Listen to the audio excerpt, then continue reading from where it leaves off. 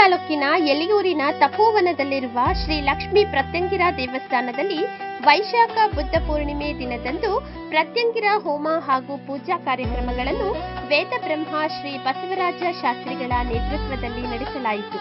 ಸಾವಿರಾರು ಸಂಖ್ಯೆಯಲ್ಲಿ ಭಕ್ತರು ದೇವಸ್ಥಾನಕ್ಕೆ ಆಗಮಿಸಿ ಪೂಜೆಯಲ್ಲಿ ಪಾಲ್ಗೊಂಡಿದ್ದರು. ಶಿರಾಪನಹಳ್ಳಿ, ಹೊಳಲ್ಕೆರೆ ತಾಲೂಕು, ಚಿತ್ರದುರ್ಗ ಜಿಲ್ಲೆ. ಈ ಪ್ರತ್ಯಂಗಿರಾ ದೇವಸ್ಥಾನದ ಬಗ್ಗೆ ಹೇಳ್ಬೇಕಾಗ್ತದೆ. ನಮ್ಮ ರಿಲೇಟಿವ್ ಇದ್ರಲ್ಲಿ ಅವ್ರು ಹೇಳಿದ್ರು, ಹಂಗಾಗಿ ಬಂದಿತ್ತು. ಎಷ್ಟನೇ ಸರಿ ಬರ್ತಾ ಇದೆ? ನಾವು 3ನೇ ಸರಿ ಬರ್ತಾ ಇದ್ದೀವಿ. ಏನು ಅನಿಸ್ತು? ನೀವೇನಾದ್ರು ಕೋರಿಕೆ ಮಾಡ್ಕೊಂಡಿದ್ದು? ಮಾಡ್ಕೊಂಡಿದ್ವಿ. ನನಗೆ ಆರೋಗ್ಯ ಸರಿ ಇರಲಿಲ್ಲ. ಯಾವ ಹಾಸ್ಪಿಟ್ಲಿಗೆ ಹೋದರೂ ನನಗೆ ಆರೋಗ್ಯ ಸರಿಯಾಗಲೇ ಇಲ್ಲ. ಅದು ಇಲ್ಲಿ ಬಂದು ಒಂದು ಹೋಮ ಮಾಡಿಸಿದ್ಮೇಲೆ ಆರಾಮಾಗಿದೆ. ಚೆನ್ನಾಗಿದೆ. ಚೆನ್ನಾಗಿದೆ. ಇಲ್ಲಿ ನಮ್ಮ ಅಕ್ಕವ್ರು ಬಂದಿದ್ದರು, ಅವ್ರಿಗೆ ಒಳ್ಳೇದಾಗಿತ್ತಂತೆ. 3 ಸರಿ ಬಂದಿದ್ದಾರೆ. ಅದಕ್ಕೆ ನಮ್ಮನ್ನು ಈ ಸರಿ ಕರ್ಕೊಂಬಂದರು, ಒಳ್ಳೇದಾಗುತ್ತೆ ಅಂತ. ನೀವು ಇದೇ ಮೊದಲನೇ ಸರಿನಾ? ಹೌದು. ಏನಿಸ್ತು ದೇವಸ್ಥಾನ ನೋಡ್ಬೇಕು? ಚೆನ್ನಾಗಿದೆ, ನೆರವೇರ್ಬೋದು ನಮ್ಮ ಕಷ್ಟನಿಷ್ಠಗಳೆಲ್ಲ ಅಂತ ಅನಿಸ್ತಾ ಇತ್ತು. ನನ್ನ ಹೆಸರು ಧನಲಕ್ಷ್ಮಿ ಅಂತ.